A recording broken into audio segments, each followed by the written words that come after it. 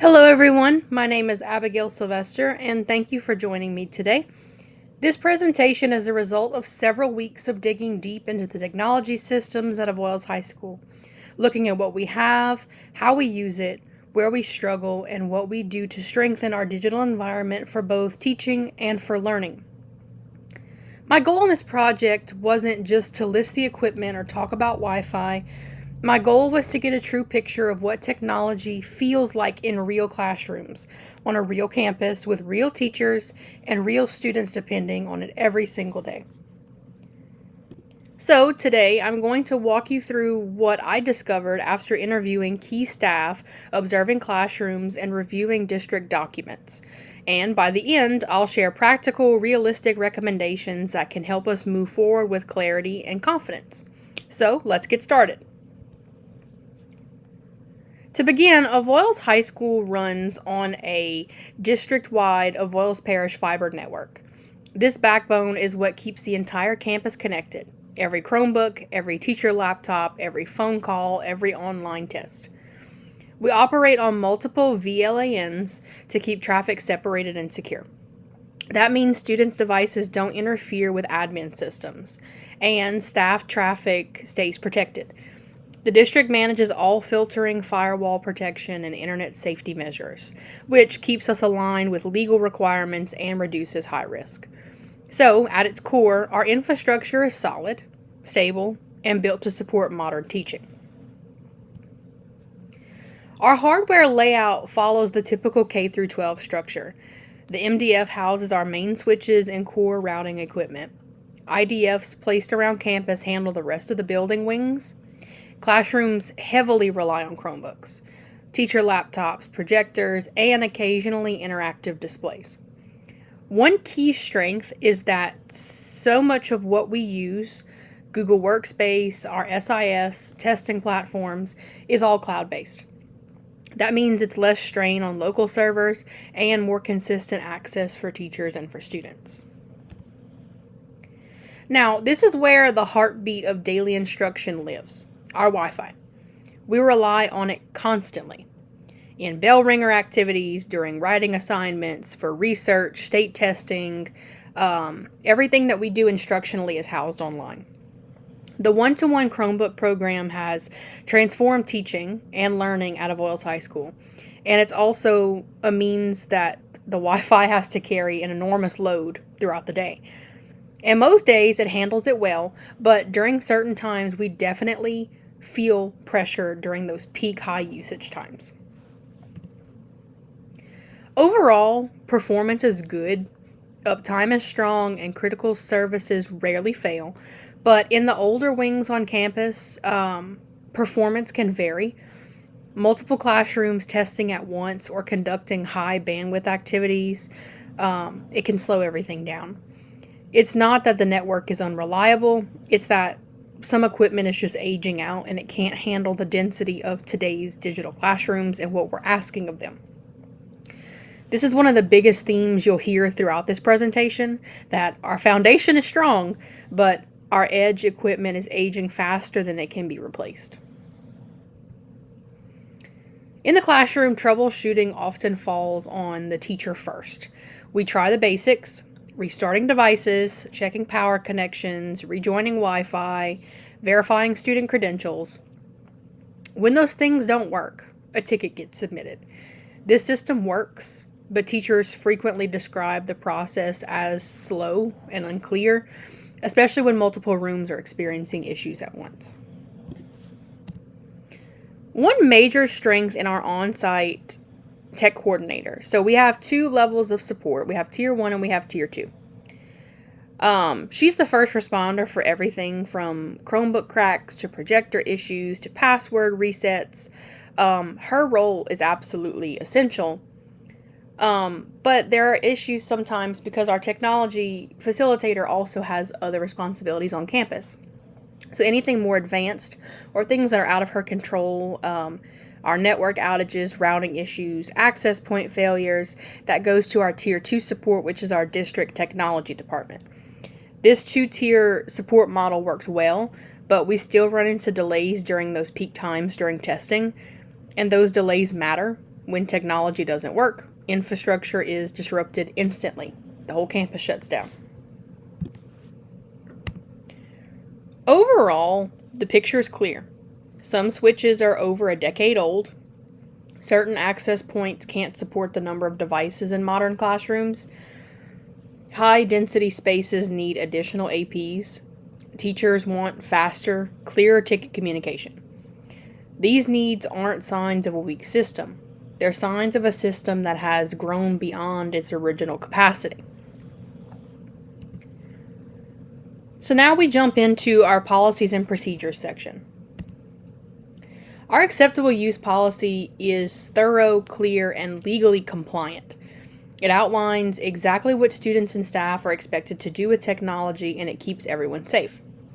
It covers internet use, device care, filtered content, expectations for teacher supervision, and consequences for misuse. The AUP is strong, but like many policies written years ago, it hasn't fully caught up with today's technology landscape. So our responsibilities and requirements for using technology fall not only on students but also on staff. Students must use devices responsibly and stay within approved platforms. Staff must protect data, model digital citizenship, and follow privacy requirements. Everyone is responsible for safe online behavior. All technology purchases go through the district. This ensures compatibility, security, and supportability. It also prevents a mix of devices that can't communicate or be managed. The process is solid, but some teachers find it slow or confusing, especially when they're trying to innovate new tools and use new things in their classrooms. The workflow includes teacher request, principal review, district evaluation, purchase, tagging, inventory, and then deployment. This keeps everything organized and supportable, but it can take time. So if we want something to be used right now or within the next several weeks, it may not happen because there's a whole process that we have to go through. So our current policy strengths. The policy is structured, it's organized, consistent, and it's safe. Devices are monitored, filtered, and protected. But in any policy, there are gaps and there are needs. And here's where modern needs push past old policy. AI tools aren't addressed. We see it every day in the classroom. Students find new technology before we find it and before we can acknowledge it. AI tools are not addressed enough. Chrome extensions aren't addressed. Cybersecurity expectations aren't updated, and cloud app approval isn't clear. So the teachers want clarity, they want flexibility, and they want faster access to these tools that help instruction before they begin to hinder it.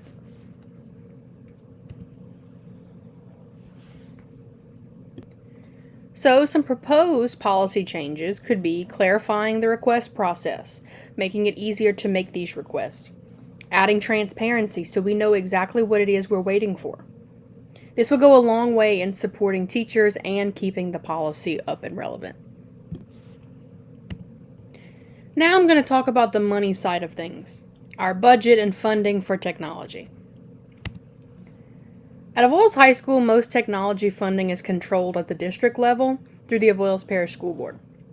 At the school level, we do have some funds to cover things like device repairs, chargers, basic accessories, or small replacements. In recent years, ESSER funds played a huge role in helping us expand access to student Chromebooks and in some cases provide hotspot for families. We also benefit from E-rate funding, which helps offset the cost of internet access and certain infrastructure upgrades. On a yearly basis, our tech budget has to stretch to cover software licenses, network maintenance, hardware repairs, phased out device replacements. So even before we start thinking about new and shiny, we're already committed to keeping what we have up and running. When we look at where our technology money actually comes from, it's a mix of district technology budget, school-based funds, federal relief funds like ESSER when available, and E-rate reimbursements. Occasionally, grants or special funding opportunities, but these are at the discretion of the teachers or the admin that apply for them. It's not just one pot of money, it's several different stems that we're trying to braid together to cover current needs and future growth. Our spending priorities. Right now, the main spending priority are pretty straightforward and honestly non negotiable. First, we have to maintain the one-to-one Chromebook program. These devices are used every day for instruction, assessment, and communication, so keeping them functional is critical. Second, we have the network infrastructure, access points, switches, and other equipments that keep everything online. Third, we have cybersecurity and data protection. That includes filters, monitoring, and tools that protect our students and staff. And finally, we have teacher and classroom technology, laptops, projectors, or panels, and the tools that we need to deliver instruction. Of course, there are challenges. The biggest one is that replacement needs often grow faster than the budget does. Devices are aging out, cords start to fray, parts break, screens crack. They're teenagers, of course, screens crack. Infrastructure upgrades like replacing switches or adding access points are expensive, so they're often delayed until they can't be put off any longer. We also see an increased demand for repairs as the one-on-one program matures. The Chromebooks that are brand new a few years ago are now several years old, and they're starting to show it. And when funds are tight, there's less room to explore innovative tools or pilot new instructional technologies, even if teachers are excited and willing to do so. Based on everything I observed and the conversations I had, a few proposed priorities stand out. We need additional access points in high density areas so connectivity doesn't buckle under the load. We need to replace outdated switches and older classroom wings that are still doing the heavy lifting. We often need to formalize a replacement cycle for teachers' laptops so we're not waiting for a crisis. We should work towards a standardized classroom presentation setup so every teacher isn't working with a completely different level of tech. And finally, we need targeted funds for updated cybersecurity tools and monitoring as threats continue to evolve. To sustain this, we really need a multi-year technology plan directly tied to the budget. That means using inventory data to predict when Chromebooks and teacher laptops will need replacement in specific years. Aligning infrastructure projects like Switch or AP upgrades to realistic timelines. And actively seeking grant opportunities that align with bandwidth, infrastructure, and instructional technology needs. In other words, moving from a reactive model, fix it when it breaks, to a proactive model where we can see what's coming and we plan for it. Now I'm going to shift into section 4, which is findings, what I actually learned from interviews, observations, and document reviews. For this project, I pulled together evidence from multiple angles. I interviewed the principal, focusing on school-wide priorities and big picture needs.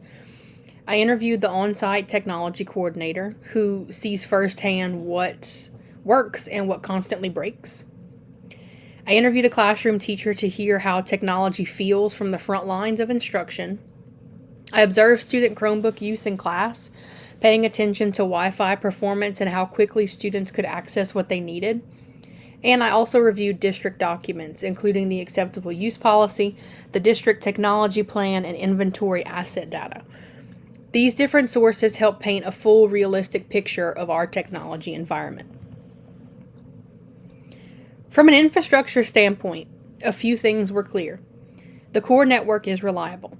We're not dealing with constant outages or total system failures. The weak spots are in older switches and some access points that are still in device service, but no longer match today's demand. Wi-Fi is generally strong, but in certain rooms and wings, especially when multiple classes are testing or streaming at once, teachers notice a lag or dropped connections. Teachers have come to depend on Chromebooks and cloud tools so heavily that any disruption feels absolutely huge. So, the network is not broken, but it is strained in specific areas. Regarding support and troubleshooting, the on site tech coordinator is seen as very helpful and responsive, but also extremely busy. During peak time, she's essentially putting out fires nonstop. Teachers describe the help ticket process as functional, but not always transparent. There's not always a sure way or a sure time of when each ticket stands or how long something will take. Repairs for student Chromebooks can sometimes take longer than teachers would like, which can leave students without functioning devices. District level support is knowledgeable, but naturally slower because they're serving multiple campuses and not just ours. Overall, there is a sense that support is doing the best that it can with limited time and resources, but the systems around that support could be improved.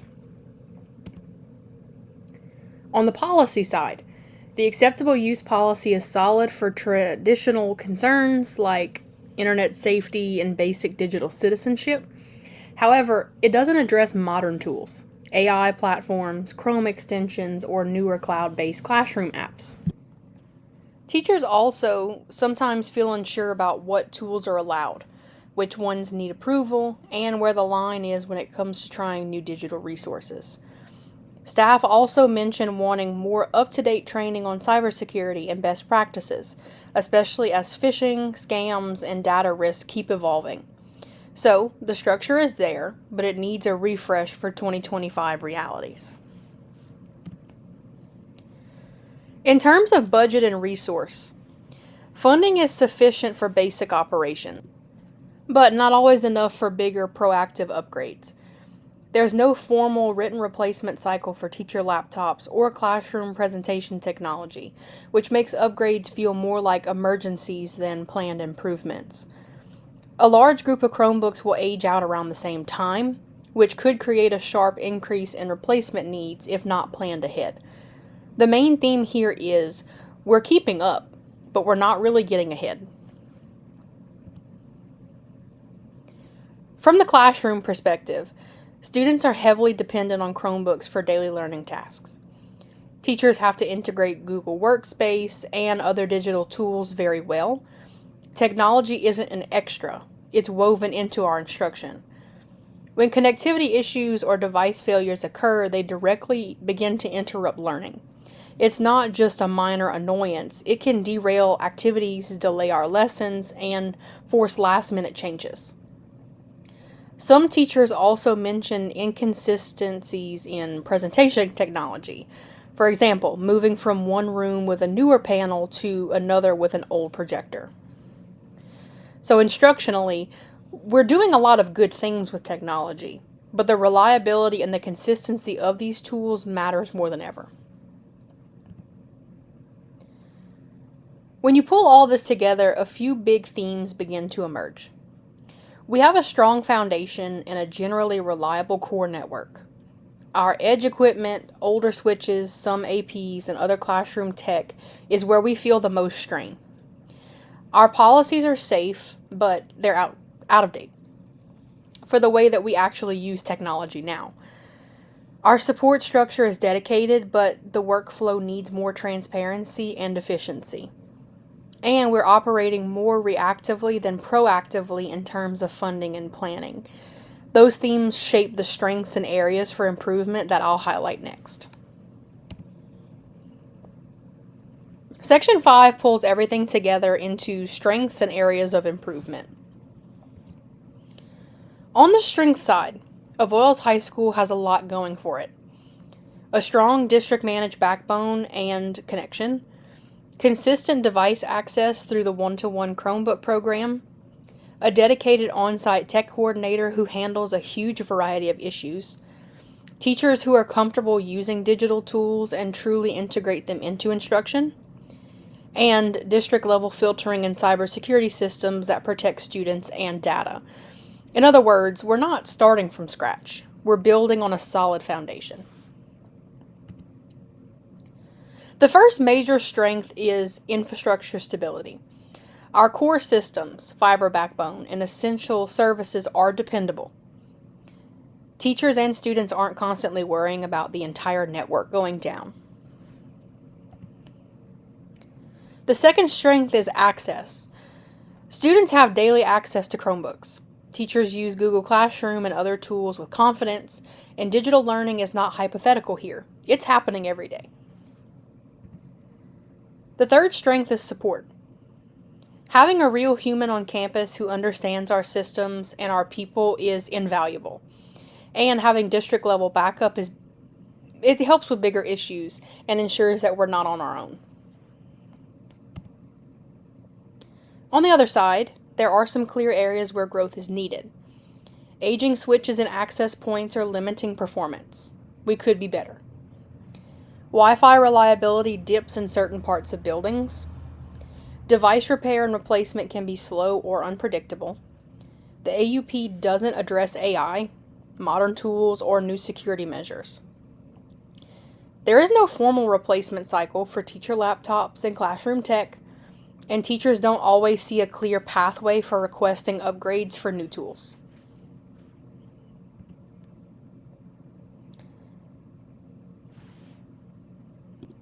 Now we move into our areas of improvement. Area 1 is infrastructure. We need to focus specifically on older switches, APs, and high-density classrooms that are stretching the system to its limits. Area 2 are policies and procedures. Our AUP is safe, but out of step with the reality of AI, extensions, and constantly evolving digital tools. Area 3, support and workflow. We need better repair timelines, clearer ticket tracking, and more communication around these tech issues. Area 4, budgeting and planning. We must move away from waiting until things are unstable and toward planned replacement cycles and strategic spending. So overall, the story is we have strong foundations and strong people, and now we need upgraded tools, clear policy, and long-term planning to match that. Finally, Section 6 outlines recommendations tied directly to the areas of improvement. These recommendations are not about starting over. They're about sharpening what we already have so technology feels smoother and more reliable. Recommendation 1 addresses infrastructure. I recommend replacing outdated switches in the older wings of the building, adding or repositioning access points in the high-density classrooms, and conducting annual network performance audits to catch bottlenecks before they become crisis. These changes would directly improve Wi-Fi reliability and support the heavy device use we already have. Recommendation 2 focuses on updating policies. We should revise the acceptable use policy to explicitly address AI tools, Chrome extensions, and new cloud-based platforms. We should create clear written processes for teachers to request new tools and digital resources. And we should also provide annual training or refreshers on AUP expectations and cybersecurity. This would give staff better clarity and ensure our policy reflects how technology is actually used in classrooms today. Recommendation 3 centers on tech support. I recommend implementing a ticket tracking system where teachers can see the status of their requests, creating a loaner pool, for both student devices and teacher laptops so infrastructure isn't derailed during these repairs, and scheduling regular check-ins between tech support and school leadership to review patterns and recurring issues. This would help make support feel more responsive and predictable. Recommendation 4 is about planning ahead. We should create a 4-year cycle for replacing teacher laptops, establish a plan for upgrading classroom presentation tech, and match Chromebook replacements to device age, usage, and testing needs. This prevents us from being blindsided when large numbers of devices age out at the same time. Recommendation 5 pulls everything together into long-term strategy. I recommend developing a 3-year technology roadmap that lists planned infrastructure upgrades, aligns spending with priorities, uses data from inventory and from usage, and stays aligned to district goals and standards. This shifts us from constantly reacting to tech problems to leading with intention and purpose. In closing, this review of Avoyelles High School's technology environment shows a clear story. We have strong people, strong systems at the core, and real commitment to using technology for teaching and learning. At the same time, we're at a turning point where aging equipment, updated policies, and reactive planning are starting to get in the way of what teachers and students are capable of. By upgrading key pieces of infrastructure, modernizing our policies, improving support workflows, and commitment to long term planning, we can create a technology environment that is not just functional, but truly supportive of great instruction. Thank you for taking the time to view this presentation, and I will see you next time.